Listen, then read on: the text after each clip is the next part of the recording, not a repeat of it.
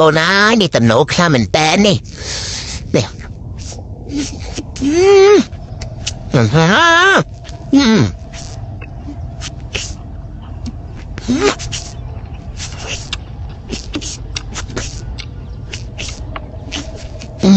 tôi cường nó còn sang thế lắm còn nói à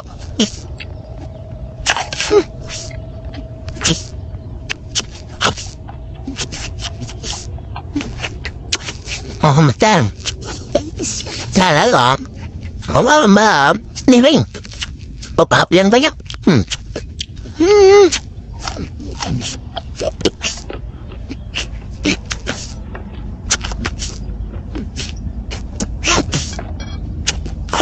chọn thành phải rằng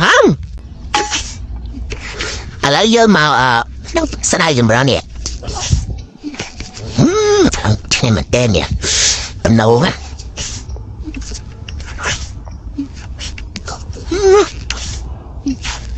trong tốn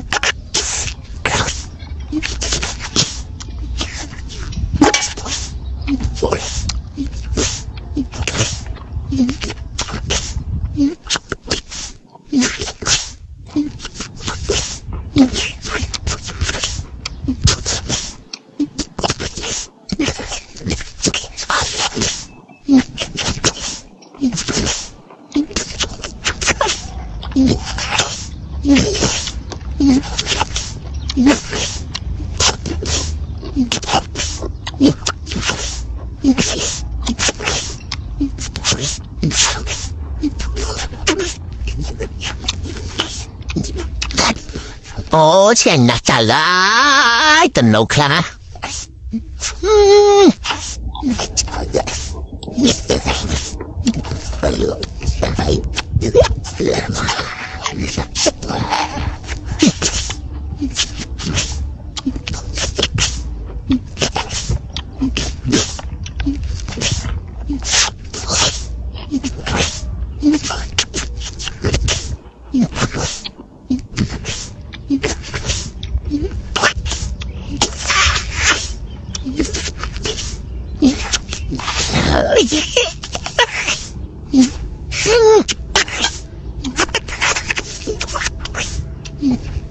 là một phần này đi em làm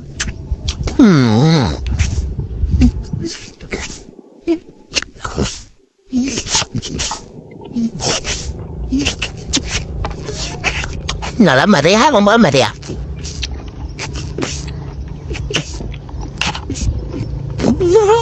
Open Chef with Tony, so one bone to follow, like, and share with Palmer. Bye bye.